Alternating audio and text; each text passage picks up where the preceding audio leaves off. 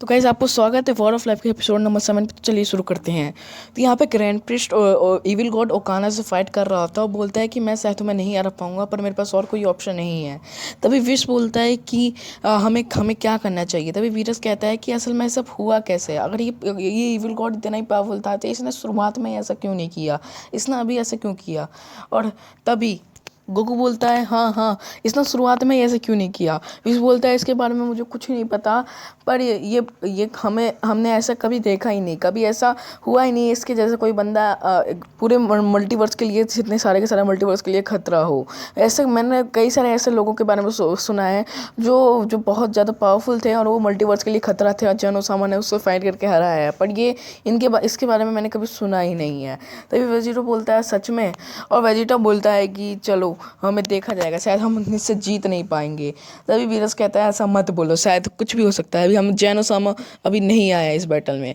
तभी गोकू कहता है कि जेनोसामा क्यों नहीं आया। तभी विश कहता है कि हम उनको साथ में लेके नहीं आए। ग्रैंड प्रिस्ट ने बोला था कि जिसकी उन्होंने एनर्जी सेंस की है वो जेनोसामा से भी ज़्यादा पावरफुल है, तो वो नहीं चाहते थे कि ओम द किंग मरे, इसलिए वो यहाँ पे उनको वहाँ पे नहीं लेके आए। ये सुन के हमारे वेजिटा काफ़ी ज़्यादा हैरान हो जाता है, बोलता है क्या वो जेनोसामा से भी ज़्यादा एनर्जी है, मतलब अब क्या होगा। तभी विश बोलता है मुझे नहीं पता, यहाँ पे मेरे फादर लड़ तो रहे हैं, अब देखते हैं इसका कंक्लूजन क्या होगा। तभी ओगाना कहता है कि मैंने अपनी फुल पावर अभी यूज़ भी नहीं की है, तुम अभी सही कुछ नहीं कर पा रहे हो। तभी वो हमारा ग्रैंड प्रिस्ट कहता है मैं तुम्हें हरा के रहूँगा, और काफ़ी कस के चिल्लाता है। वहाँ पे काफ़ी ज़्यादा डिस्ट्रक्शन होने लगती है, विश की वो शील्ड भी टूटने लगती है। तभी ग्रैंड प्रिंस ओकाना के मुंह के काफ़ी कस का पंच मारते हैं, और तब ओकाना काफ़ी दूर जाके गिरता है। और तभी अब ओकाना बोलता है बहुत हुआ, अब मुझे तुमको हराना ही है। तभी ओकाना उसके पास आता है और ग्रैंड प्रिंस को काफ़ी ज़्यादा मारने लगता है, बहुत ज़्यादा मारता है और अपने काफ़ी सारे पावरफुल उसके ऊपर अटैक करता है। ग्रैंड प्रिंस उसका कुछ बिगाड़ नहीं पा रहे होते हैं, और उसके अटैक कितने पावरफुल होते हैं कि ग्रैंड प्रिंस को भी काफ़ी ज़्यादा हार्म कर रहे होते हैं। ग्रैंड प्रिंस भी उसके अटैक से बच पा नहीं रहा होता है। तभी वो एक अपना काफ़ी पावरफुल अटैक करता है, पर ग्रैंड प्रिंस को डॉज कर जाते हैं, बोलते हैं ये काफ़ी ज़्यादा पावरफुल अटैक था, कहीं मेरे पे लग जाता, कहीं मैं मर भी सकता था। तभी कभी वो हमारा ओकाना कहता है, बोलता है कि अब तुम मरने वाले हो। तभी ओकाना उनके पास आके उनके मुंह पे, उसके ग्रैंड प्रिंस के मुंह पे काफ़ी कस का पंच मारता है, एंड ग्रैंड प्रिंस काफ़ी दूर जाके गिरते हैं। ग्रैंड प्रिंस की हालत ख़राब हो जाती है, वो लड़ने लायक नहीं होते, और ओकाना उनके ऊपर एक अटैक करने वाला होता है उनको मारने के लिए। तभी वहाँ पे पोर्टल खुलता है और उसके अंदर से हमारे जेनोसामा और वहाँ उनके दोनों बॉडीगार्ड आते हैं। तभी ग्रैंड प्रिंस कहते हैं Zenosama and Goku, Vegeta, Whis, Beerus and Broly को देख के काफ़ी ज़्यादा खुश होते हैं, बोलते हैं कि अब कुछ हो सकता है। तभी ओकाना कहते हैं कि तुम भी आ गए, चलो तुम भी मरने के लिए तैयार हो जाओ। तभी तभी हमारे जेनोसामा ग्रैंड प्रिंस से कहते हैं कि तुम यहाँ पे आए तो मुझे अपने साथ क्यों लेके नहीं आए। तभी ग्रैंड प्रिंस कहता है कि मुझे इसकी एनर्जी आपसे ज़्यादा महसूस हुई थी, इसलिए मैं नहीं चाहता था कि कोई ओम द किंग मरे, इसलिए मैं आपको लेकर नहीं आया था। तभी हमारा ग्रैंड जेनो कहते हैं कि तुम पागल हो क्या, तुमने ऐसा क्यों किया। तभी जेनो कहते हैं चलो तुमने ग्रैंड प्रिंस के साथ जो किया है उसके लिए तुम्हें मरना होगा। तभी वो काना कहते हैं ओह अच्छा तुम मुझको मारोगे, अजमा के देख लो। तभी ग्रैंड जेनो कहते हैं कि मैं तुमसे तब लड़ूंगा जब तुम मेरे बॉडीगार्ड को हराओगे। तभी हमारे जेनो अपने बॉडीगार्ड की तरफ देखते हैं, बॉडीगार्ड कहते हैं ठीक है। तभी बॉडीगार्ड आ जाते हैं अचानक से ओकाना के ऊपर सामने, और उनको कस का पंच मारते हैं। ओकाना बोलते हैं अच्छा ये तो काफ़ी पावरफुल है। उसके जेनो के बॉडीगार्ड ओकाना से लड़ने लगते हैं। ओकाना बोलता है कि तो जेनो तुम ही आ जाओ, ये मेरा कुछ नहीं बिगाड़ पाएंगे। तभी फिर जेनो कहते हैं नहीं अभी तुम इन्हीं से लड़ो। तभी वो काना कहते हैं कि मेरे सामने ग्रैंड प्रिंस कुछ नहीं है और तुम अपने बॉडीगार्ड को भेज रहे हो। तभी जेनो कहते हैं मैं तुम्हें बस देखना चाहता हूँ। तभी हमारे जेनो के बॉडीगार्ड अपना एक काफ़ी पावरफुल अटैक करते हैं। हम जो दूसरा बॉडीगार्ड है अपना एक अटैक करते हैं, जो पहला बॉडीगार्ड होता है वो अटैक को और भी ज़्यादा पावरफुल बना के देता है, और बहुत ही ज़्यादा पावरफुल अटैक होता है, और बॉडीगार्ड का सबसे पावरफुल अटैक होता है जेनो के। एंड तभी वो अटैक ओकाना के ऊपर लग जाता है, बट वहाँ पे काफ़ी ज़्यादा डिस्ट्रक्शन होती है।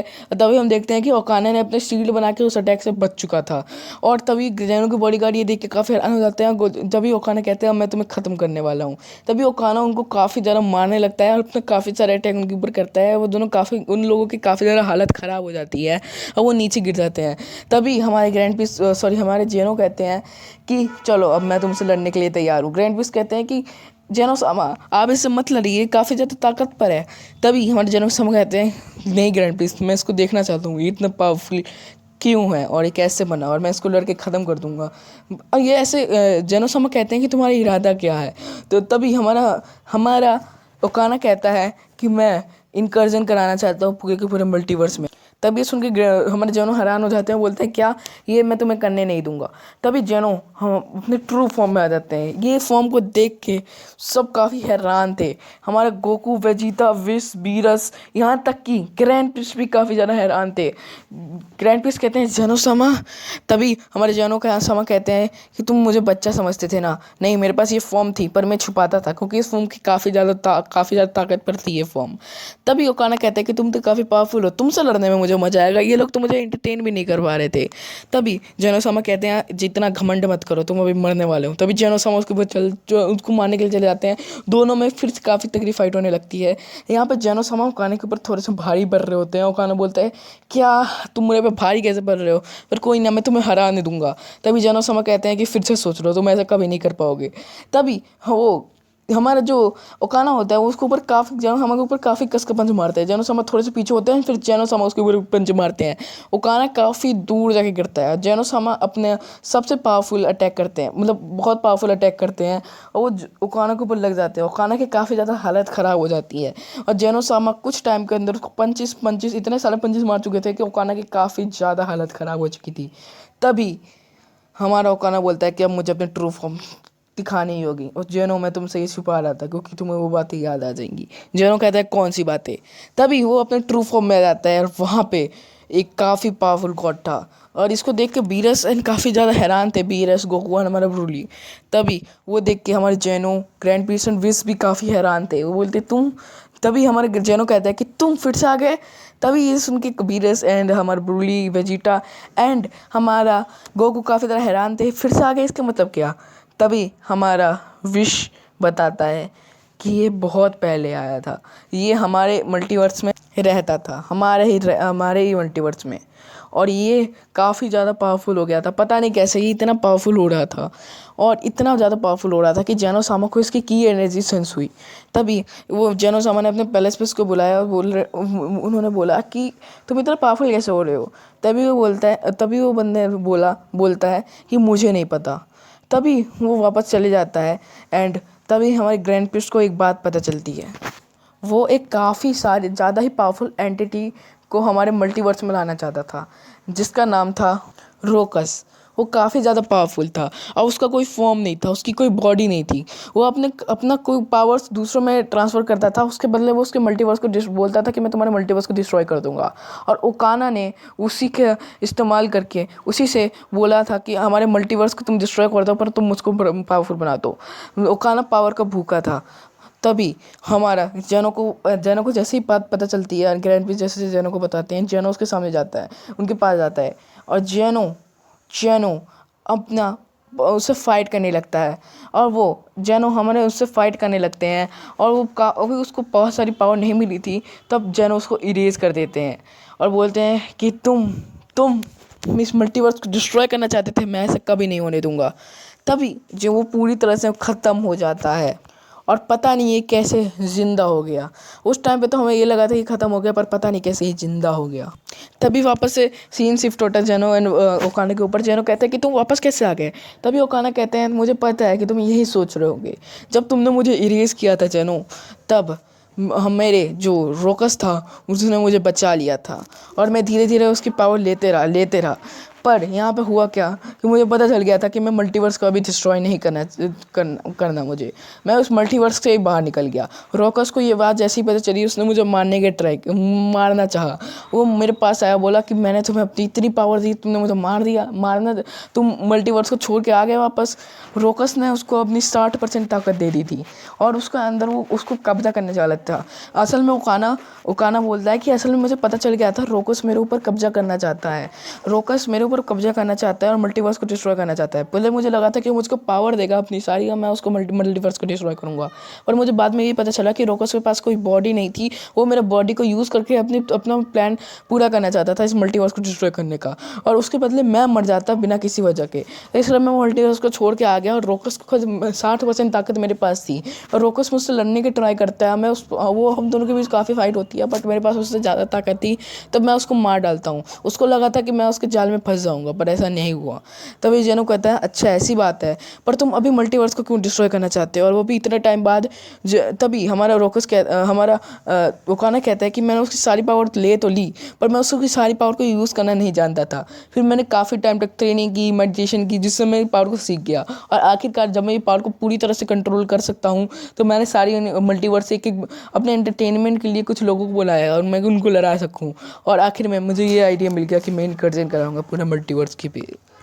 ज़ेनो कहता है कि तुम ऐसा क्यों करना चाहते हो। ओकाना कहता है कि मैं इसलिए ये करना चाहता हूँ क्योंकि मुझे ये करने में काफ़ी मज़ा आता है। और ओकाना कहता है कि मैं तुम्हें एक और बात बताना चाहता हूँ। जब मैं ट्रेनिंग कर रहा था, अपनी पावर को मैं अच्छे से कंट्रोल नहीं कर पा रहा था, तभी मेरे सामने एक डार्क एंजल आता है जिसका नाम था बोटस। वो मुझको ट्रेनिंग कराता है एंड मुझे उसकी पूरी पावर यूज़ करने सिखाता है।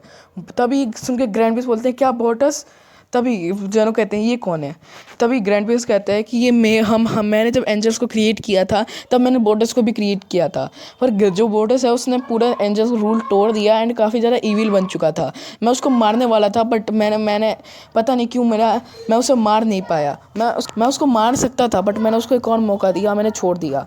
और काफ़ी सारे लोगों ने मुझको बोला भी कि उस डार्क एंजल को ऐसे छोड़ना ठीक नहीं है, वो काफ़ी ज़्यादा खतरा हो सकता है, बट मैंने बोला कि अब वो कुछ नहीं करेगा क्योंकि इतना पावरफुल नहीं बन सकता। पर मुझे क्या पता था कि वो इसको पावर कंट्रोल करना सिखाएगा। तब जेनो कहता है अच्छा। तभी जेनो उस ओकाना से पूछता है कि अभी के टाइम वो डार्क एंजल कहाँ है। तभी वो कहता है कि मुझे नहीं पता वो कहाँ है, वो कहीं चला गया था तुम्हारे यहाँ से कुछ टाइम पहले, मतलब जब मैंने ये ऑर्गेनाइज़ कराया था ये टूर्नामेंट, उसके कुछ टाइम पहले। तभी जेनो कहता है अच्छा, पर तुम ऐसा क्यों कर रहे हो, तुम इसे ऐसे अभी रोक दो। तभी ओकाना कहते हैं तुम मुझे हराओ मैं तो रोक दूंगा। तभी उनकी फाइट फिर से स्टार्ट होती है एंड काफ़ी ज़्यादा दोनों को डिस्ट्रक्शन हो रही होती है। एंड हमारे wish Beerus Goku Vegeta and Broly grand wish के पास आ जाते हैं एंड हमारा विश कहता है ग्रैंड विश से आप ठीक तो है ना फादर। ग्रैंड विश कहता है ठीक हूँ मैं। तभी वहाँ पे एक काफ़ी ज़्यादा डार्क एनर्जी फील होती है एंड तभी पीछे वो हमारा बोटस खड़ा होता है और हमारा डार्क एंजल बोटस खड़ा होता है। वो बोलता है आप ठीक तो हैं ना फादर, अगर नहीं है तो अब होंगे भी नहीं। आज का एपिसोड यहीं पे समाप्त होता है। आई होप आपको अच्छा लगा। तब तक अगर अच्छा लगा वीडियो